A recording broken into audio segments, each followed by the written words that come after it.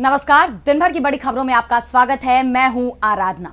आज इस बुलेटिन में बात होगी रक्षा मंत्री राजनाथ सिंह के इस्तीफे की मांग की। उनको तुरंत प्रभाव से रक्षा मंत्री के पद से हटाया जाए। जंतर मंतर पर जारी प्रोटेस्ट की 10 दिन से हम यहाँ शांति से बैठे हुए, ये अनाउंसमेंट क्यों की जा रही है? देखेंगे महाराष्ट्र विधानसभा में कैसे पेपर लीक को लेकर घिरी फडणवीस सरकार।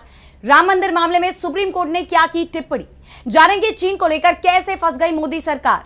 और बुलेटिन के आखिर में देखेंगे राबड़ी देवी के आवास खाली करने को लेकर फंसा क्या पेंच। लेकिन दिन भर की तमाम बड़ी खबरों से पहले एक नजर आज की सुर्खियों पर। कांग्रेस अध्यक्ष मल्लिकार्जुन खड़गे ने ली राज्यसभा सदस्य की शपथ। उपराष्ट्रपति सीपी राधाकृष्णन की उपस्थिति में ली शपथ। कांग्रेस संसदीय दल की चेयरपर्सन सोनिया गांधी और सांसद प्रियंका गांधी भी रहीं मौजूद। बिहार के मुख्यमंत्री सम्राट चौधरी पर आरजेडी नेता तेजस्वी यादव का हमला। कहा केंद्र के इशारे पर चलते हैं सम्राट, सीएम को बताया सेलेक्टेड।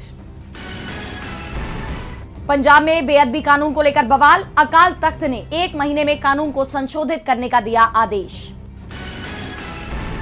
फिर आमने सामने आए वेदांत और सीबीएसई। वेदांत ने कहा दोबारा जांच में मेरे नंबर नहीं बढ़े। सीबीएसई बोला यह सरासर झूठ। और लाल निशान पर बंद हुआ शेयर बाजार। 372 अंकों की गिरावट के साथ 76,728 पर बंद हुआ सेंसेक्स, जबकि 109 अंकों की गिरावट के साथ 23,946 पर बंद हुआ निफ्टी। और अब बात आज की सबसे बड़ी खबर की। ऑपरेशन सिंदूर में सेना के शौर्य पर बीजेपी ने सियासत तो खूब की, लेकिन सैनिकों की शहादत को सम्मान नहीं दिया। सैनिकों की शहादत पर देश के रक्षा मंत्री राजनाथ सिंह संसद में झूठा बयान देते हैं।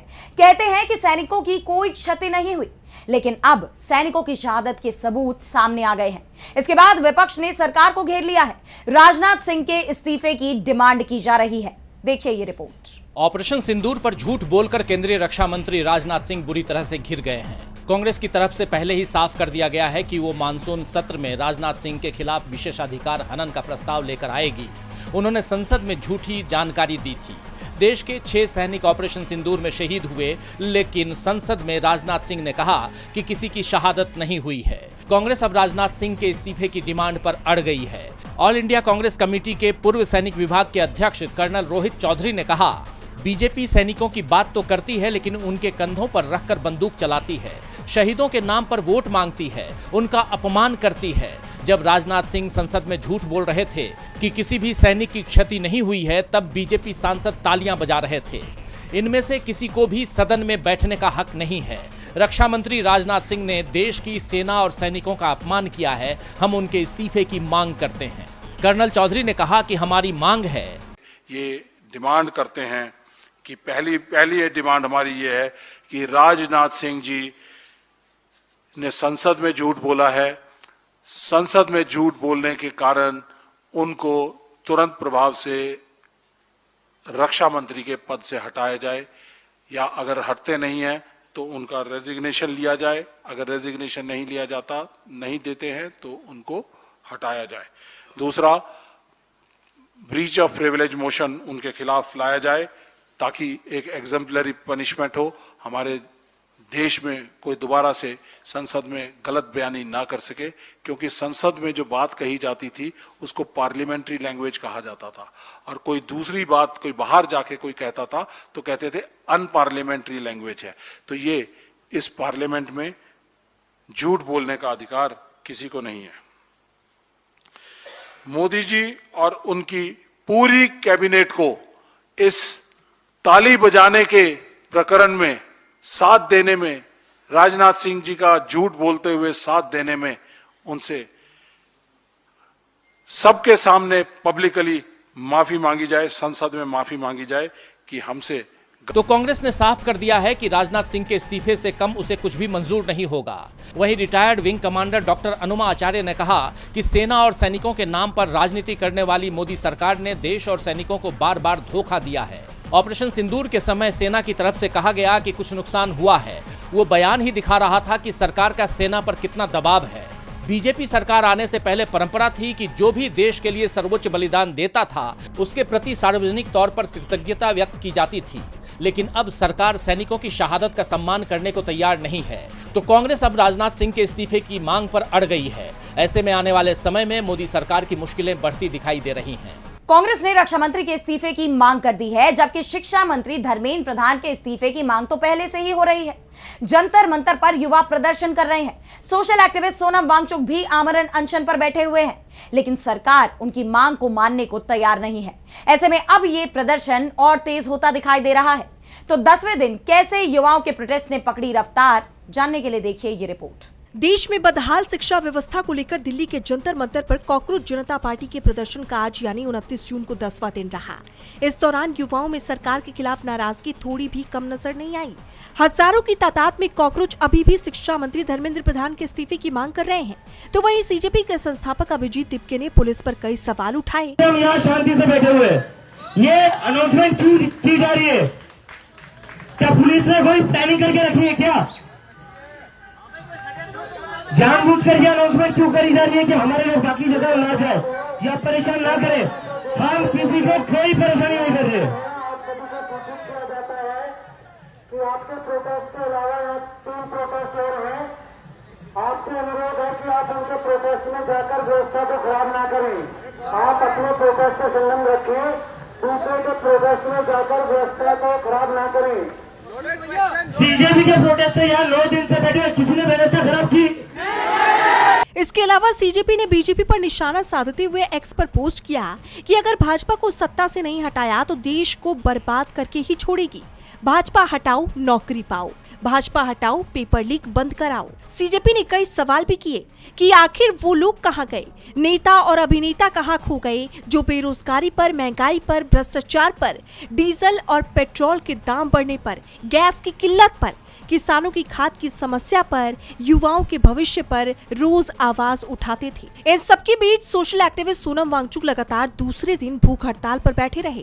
फिलहाल सीजेपी सरकार के गले की फांस बनी हुई है। अब देखना ये होगा कि कॉकरोच पार्टी के आरोपों और सवालों के जवाब में बीजेपी क्या कुछ कहती नजर आती है। नीट पेपर लीक की घटना के बाद से युवाओं में सरकार के खिलाफ आक्रोश देखा जा रहा है। जंतर मंतर पर 10 दिन से प्रोटेस्ट जारी है, लेकिन शिक्षा मंत्री का इस्तीफा नहीं हुआ और इस बीच एक और पेपर लीक हो जाता है। महाराष्ट्र में टीईटी की परीक्षा रद्द कर दी गई, लेकिन इस घटना ने लोगों में नाराजगी और बढ़ा दी और अब महाराष्ट्र विधानसभा में भी इस मुद्दे की गूंज सुनाई दी। मामले में कुछ गिरफ्तारियां भी हुई हैं। तो क्या है ये पूरी खबर, देखिए इस रिपोर्ट में। पेपर लीक के मुद्दे पर दिल्ली से लेकर महाराष्ट्र तक सियासत गर्मा गई है। नीट यूजी एग्जाम को लेकर शुरू हुआ विवाद थमा भी नहीं था कि इस बीच महाराष्ट्र में भी टीईटी यानी टीचर्स एलिजिबिलिटी टेस्ट का पेपर लीक हो गया, जिस पर बीजेपी घिर चुकी है। सवाल उठ रहे हैं कि नीट एग्जाम लीक को लेकर पूरे देश में मचे बवाल और छात्रों की जान जाने की घटनाओं से भी सरकार ने कोई सबक नहीं लिया। वही अभी मुद्दा महाराष्ट्र की विधानसभा में भी उठा। महाराष्ट्र विधानसभा के मानसून सत्र में 29 जून को नीट और टीईटी जैसी प्रतियोगी परीक्षाओं में लगातार सामने आ रहे पेपर लीक का मुद्दा जोरदार तरीके से गूंजा, जहां विपक्ष सरकार पर हावी दिखाई दिया।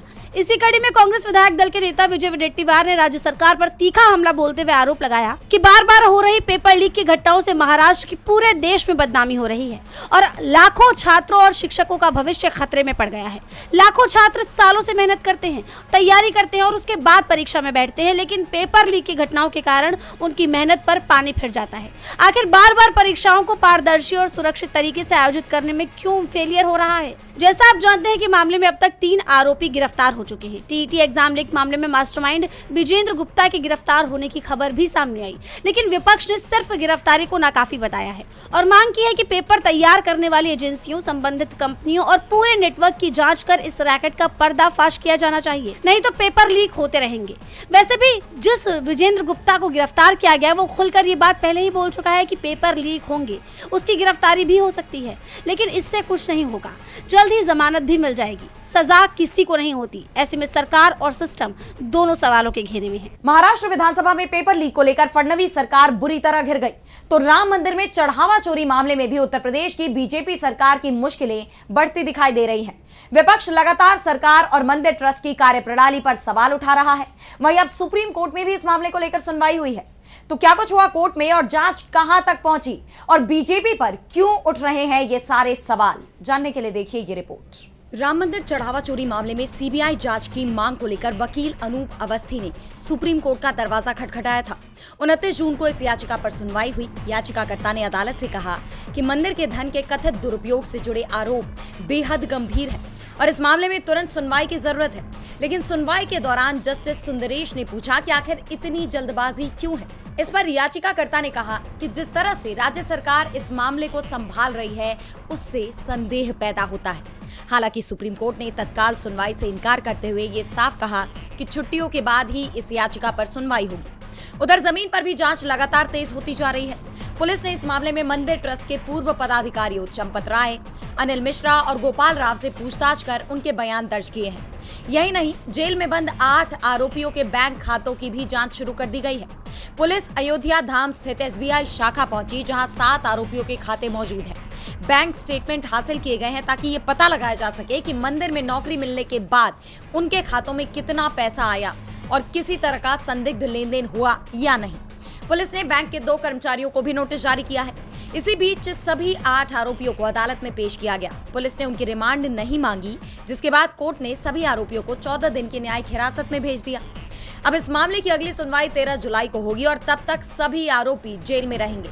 लेकिन उससे पहले अयोध्या के वकीलों ने मंदिर के पूर्व पदाधिकारियों के खिलाफ मोर्चा खोल दिया है। उन्होंने बड़ा ऐलान करते हुए कहा, अनिल मिश्रा, गोपाल राव 3 दिन के अंदर अयोध्या छोड़ के चले नहीं जाए और या तो जेल इनको भेजा जाए। अगर ऐसी परिस्थिति नहीं होगी तो हम पूरा अयोध्या जाम कर देंगे, किसी को अयोध्या से कुछ नहीं होगा। वकीलों के इस ऐलान के बाद सरकार भी घबराई हुई है। फिलहाल अब सबकी नजरें 13 जुलाई को होने वाली सुनवाई पर टिकी है। राम मंदिर में चढ़ावे की कथित चोरी को लेकर योगी सरकार विपक्ष के निशाने पर बनी हुई है। 2027 के विधानसभा चुनाव में भी उसे इसकी कीमत चुकानी पड़ सकती है।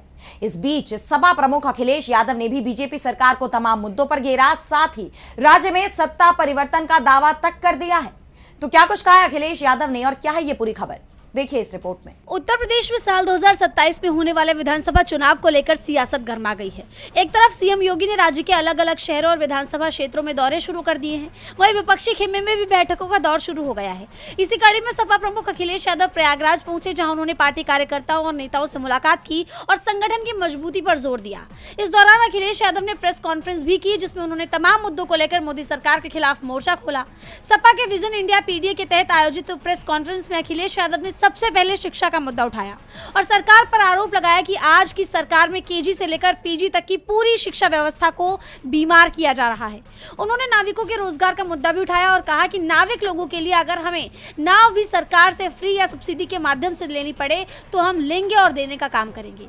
इस दौरान अखिलेश यादव ने राज्य के विकास की बात की और साफ कहा कि जितना हमें एस्ट्रोनॉमी में ध्यान देने की जरूरत है, उससे ज्यादा हम एस्ट्रोलॉजी पर ध्यान दे रहे हैं। इस दौरान अखिलेश ने बीजेपी पर बड़ा हमला बोला। आगामी यूपी चुनाव को लेकर उन्होंने अपनी पार्टी कार्यकर्ताओं और नेताओं को सतर्क रहने की सलाह दी और राम मंदिर में चढ़ावा चोरी मामले में घिरी बीजेपी पर तंज कसते हुए अखिलेश ने कहा कि जो चढ़ावा चोरी कर सकते हैं उनके लिए हमारे वोट चोरी या सांसद चोरी करना कोई बड़ी बात नहीं। जो चढ़ावा चोरी कर सकते हैं वो हमारा वोट चोरी क्यों नहीं कर सकते, सांसद क्यों नहीं चोरी कर सकते, इसलिए हमें बहुत सावधान रहना पड़ेगा। वहीं राम मंदिर से चढ़ावा चोरी के मामले में जारी जांच को लेकर उन्होंने साफ कहा कि इस पूरे मामले में छोटी मछलियों को पकड़ा जा रहा है और बड़ी मछलियों को छोड़ा जा रहा है। इस दौरान अखिलेश ने राज्य में सत्ता परिवर्तन का दावा भी किया। जिस तरह अखिलेश यादव जनता के मुद्दों को उठा रहे हैं और बीजेपी को घेर रहे हैं, उससे बीजेपी की नींव हिलती हुई दिखाई दे रही है, जिससे ये माना जा रहा है कि इसका फायदा अखिलेश यादव को यूपी चुनाव में मिल सकता है। अखिलेश ने योगी सरकार की विदाई का दावा कर दिया है। अखिलेश के हमलों ने सरकार की मुश्किलें बढ़ा दी हैं। इस बीच आई एक रिपोर्ट ने चीन के मुद्दे पर मोदी सरकार पर कई गंभीर सवाल खड़े कर दिए। स्थानीय आदिवासी समुदाय का आरोप है कि चीन ने भारतीय सीमा के अंदर उनकी पुश्तैनी जमीन पर कब्जा कर लिया है, लेकिन केंद्र सरकार की तरफ से अब तक कोई आधिकारिक बयान सामने नहीं आया है, जिसे लेकर कई सवाल उठ रहे हैं। देखिए ये रिपोर्ट। भारत चीन सीमा विवाद के बीच अरुणाचल प्रदेश के अपर सुबनसिरी जिले से एक चौंकाने वाला दावा सामने आया है। स्थानीय नाह आदिवासी समुदाय का कहना है कि LAC के पास चीनी सेना ने उनकी खेती और चरागाह की जमीन के बड़े हिस्से पर अवैध कब्जा कर लिया है। टाइम्स ऑफ इंडिया की रिपोर्ट के मुताबिक नाह वेलफेयर सोसाइटी ने जिला प्रशासन को ज्ञापन सौंपकर आरोप लगाया कि पिछले 6 सालों में चीन ने उनके पूर्वजों की जमीन पर लगातार अतिक्रमण किया। समुदाय का दावा है कि चीन पिछले 10 से 15 सालों से इस इलाके में धीरे धीरे अपनी मौजूदगी बढ़ा रहा था, लेकिन 2020 के बाद ये गतिविधियां और तेज हो गयी। संगठन ने ताकसिंग क्षेत्र की 5 अलग अलग जगहों का जिक्र करते हुए प्रशासन से जांच और कार्रवाई की मांग की है। गौर करने वाली बात तो ये है कि ये वही मुद्दा है जिस पर कांग्रेस सांसद राहुल गांधी लगातार मोदी सरकार को घेरते रहे हैं। राहुल गांधी कई बार आरोप लगा चुके हैं कि चीन भारतीय जमीन पर कब्जा कर रहा है, लेकिन सरकार सच्चाई छिपा रही है। बीजेपी हर बार इन आरोपों को राजनीति बताकर खारिज करती रही, लेकिन अब जब सीमा पर रहने वाले भारतीय नागरिक ही ऐसे आरोप लगा रहे हैं तो सवाल उठना लाजमी है कि आखिर सरकार इस मामले पर चुप क्यों है। जैसे आप जानते हैं कि चीन पहले भी अरुणाचल प्रदेश पर अपना दावा जताता रहा है। वो इस राज्य को जांगनान यानी दक्षिण तिब्बत कहता है। कई स्थानों के नाम बदल चुका है और सीमा के पास बुनियादी ढांचे का विस्तार भी करता रहा है, लेकिन भारत सरकार लगातार कहती रही है कि अरुणाचल प्रदेश भारत का अभिन्न हिस्सा है और नाम बदलने से हकीकत नहीं बदलती। लेकिन अब स्थानीय लोगों के दावों ने सीमा सुरक्षा और सरकार की रणनीति पर नए सवाल खड़े कर दिए हैं। अब सबकी नजर इस बात पर टिकी है कि क्या केंद्र सरकार और भारतीय सेना इन आरोपों की जांच कर कोई आधिकारिक स्थिति स्पष्ट करेगी, या फिर ये मामला भी राजनीतिक आरोप प्रत्यारोप तक ही सीमित रह जाएगा। और बुलेटिन के आखिर में बात राबड़ी देवी के आवास खाली करने को लेकर फंसे पेंच की। बिहार की पूर्व सीएम राबड़ी देवी को मिले सरकारी आवास को खाली करने के नोटिस पर बवाल मचा हुआ है। सरकार की तरफ से अंतिम नोटिस तो जारी हो गया बंगला खाली करने का, लेकिन सरकार सामान की लिस्ट देने को तैयार नहीं है, जिसे लेकर अब राबड़ी देवी भी अड़ गई हैं। उन्होंने भी सरकार को दो टूक जवाब दे दिया है। तो क्या है ये पूरी खबर, जानने के लिए देखिए ये रिपोर्ट। बिहार की पूर्व मुख्यमंत्री राबड़ी देवी को मिले आवास खाली करने के नोटिस को लेकर बिहार की सियासत में बवाल मचा हुआ है। पहले से सरकार की इस कार्रवाई पर सवाल उठ रहे थे। इसे विपक्ष के खिलाफ राजनीतिक कार्रवाई करार दिया गया और अब सरकारी अधिकारियों की लापरवाही ने विपक्ष को एक और मौका दे दिया है। दरअसल सरकार की तरफ से 22 जून को राबड़ी देवी को 10 सर्कुलर रोड आवास को खाली करने के लिए अंतिम नोटिस जारी किया गया था, जिसके बाद 24 जून को टीम भी पहुंच गई, लेकिन उनके पास सामान की आधिकारिक लिस्ट ही नहीं थी कि जब साल 2006 में राबड़ी देवी को यह बंगला दिया गया था तब उन्हें क्या सरकारी सामान मुहैया कराए गए थे। जब बंगला खाली कराने का वक्त आया तो उस पुरानी लिस्ट का कोई रिकॉर्ड ही नहीं मिल पा रहा है, जिसके चलते अब ये मामला बुरी तरह उलझ गया। ऐसे में अब राबड़ी देवी की तरफ से भवन निर्माण विभाग के सचिव को खत लिखकर लिस्ट मांगी गई है। उन्होंने लिखा कि पहले विभाग की उस पुरानी लिस्ट को सामने लाएं जिसमें बताया गया हो कि आवंटन के वक्त कौन सा सामान दिया गया था। जब तक ये लिस्ट सामने नहीं आती तब तक सामान का मिलान नहीं हो सकता, और जब मिलान ही नहीं होगा तो आवास खाली करने की प्रक्रिया पूरी कैसे मानी जाएगी। बाद में किसी तरह का कंफ्यूजन ना हो इसलिए पहले आधिकारिक लिस्ट दी जाए, यानी अब जब तक लिस्ट नहीं आएगी आवास खाली नहीं होगा। हालांकि राबड़ी देवी ने पहले आवास खाली करने पर सहमति जता दी थी। उनके इस आवास से सामान की शिफ्टिंग भी शुरू हो चुकी थी। खबर तो ये भी आई कि तेजस्वी यादव अब अपने अलग सरकारी आवास 1 पोलो रोड में शिफ्ट हो सकते हैं, लेकिन जब तक लिस्ट नहीं मिलती तब तक ये प्रक्रिया फंस गई है। राबड़ी देवी की तरफ से आवास खाली करने के लिए कम से कम 5 जुलाई तक का वक्त भी मांगा गया है, ताकि आवंटित सामान की लिस्ट का सही तरीके से मिलान किया जा सके। ऐसे में सरकार की तरफ से अब इस पर क्या जवाब आता है ये देखना होगा। तो आज इस बुलेटिन में इतना ही। आप देखते रहिए DB लाइव। नमस्कार।